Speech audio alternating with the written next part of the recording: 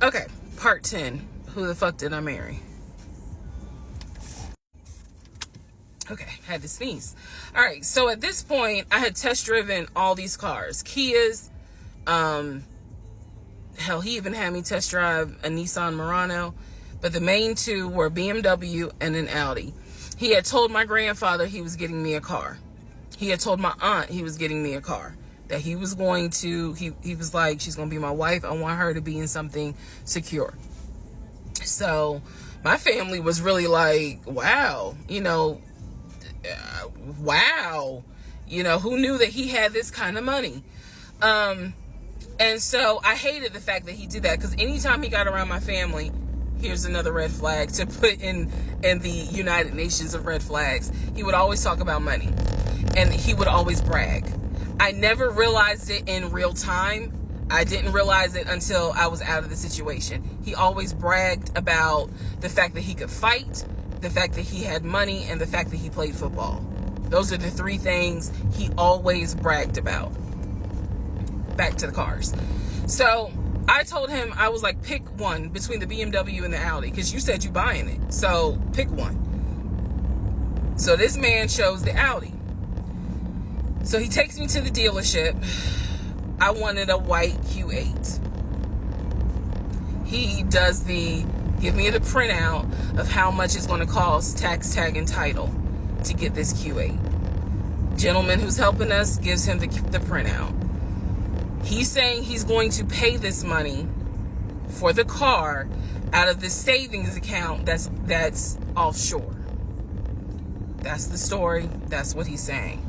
So he apparently is asking the guy, is there a holding fee? Can I pay a holding fee to secure this car while I'm working to get the money transferred? Because obviously with COVID, it's going to take long for the banks to transfer the money. Side note, I need everyone to understand, one of the reasons why he was able to get away with the stuff he got away with is because we were on lockdown. It's crazy because it's now 2024, but I don't know, do we all remember how it seemed like a lot of stuff stopped in 2020? Now, keep in mind, that's not an excuse I'm making, because shit still got done. But in terms of business as usual just was not happening in 2020 at this time.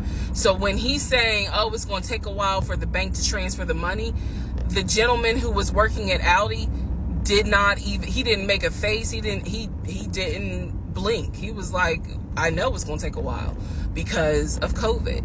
So basically what ends up happening is we leave. He has the printout.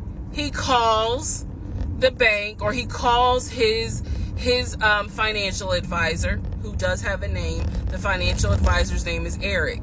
I feel comfortable using certain people's names, especially if we find out they didn't exist.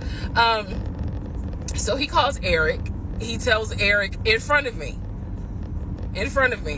hey, I need to transfer $72,526, whatever the amount was, because I'm buying a car for my fiance.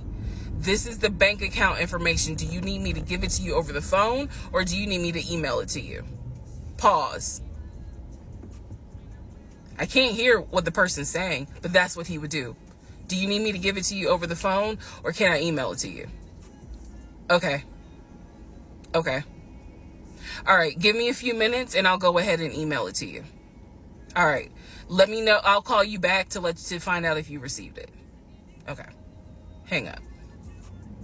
So I'm hearing this because, again, I'm not paying attention to, did I hear anybody on the other phone? Did I hear anybody on the other end? So he proceeds to type up an email, type up something, telling him this is the information that we need. I didn't think anything of it. He called me at work the next day to tell me that the money was sent to Audi, that he called Audi and he confirmed with Audi that they received the money. What he told me is that the car is going to be delivered to the house. Y'all, it's not that I lived in the hood, because I didn't, but I did not live in an area of Clayton County where you would have a brand new Audi delivered to your house. So I remember saying to him, I don't want that car like delivered to the house, not yet, because I need to put that car in the garage. And my Nissan was, I only had a 1-car garage, so my Nissan was in the garage. So he said, okay, well, let me call them back and change the delivery date. Can you be home, or can you do a half day? So he's asking me, can you work a half day so that they can deliver the car and you will be home for it? I said, yes, that's fine. Because again, it's COVID. I'm working from home anyway. I only had to go in the office 2 days a week. So I'm at home the next day. He told me the car would be delivered between the hours of 1 and 3. Obviously, between 1 and 3, nothing happened. So 3 o'clock, I called him. He's at work. He sends me the voicemail. He calls me back. I said, it's 3 o'clock. No one ever came with the car. What's going on? And then I remember I was like, well, do I need to call Audi myself? Because I thought that you handled it. But if you didn't handle it, do I need to call them? And so whenever I would suggest I will handle it, he would get very, very defensive. Red flag number 472. So he was like, no, I will call Audi. Don't do anything. I'll call Audi and find out what's going on. Okay. So I'm at home chilling, cooking dinner, normal night. He calls me back and says, yeah, the car was stuck on the truck in Spartanburg, because apparently that's where their deliveries come from. So when he told me this, I was in the kitchen laughing, because by this point, I will be honest, and I told y'all I'll be honest even when it makes me look bad. I was guilty of, on one hand, I believed him, and on the other hand, I was like, let me see what lie he come up with. Let me just see. But keep in mind, my brain was really like not rationalizing, not comprehending how deep the lie was. I just thought that no one told him the car was going to be delivered, and he made that up. I had no idea how deep the lie went. So he said, the car's in Spartanburg. It should be delivered this weekend. The weekend came, he had a whole other excuse. I don't remember what the exact excuse was as to why the car was never delivered. I do remember we got into an argument, and I was like, don't even worry about it. I'm going to get a new car my damn self. I don't even need your help.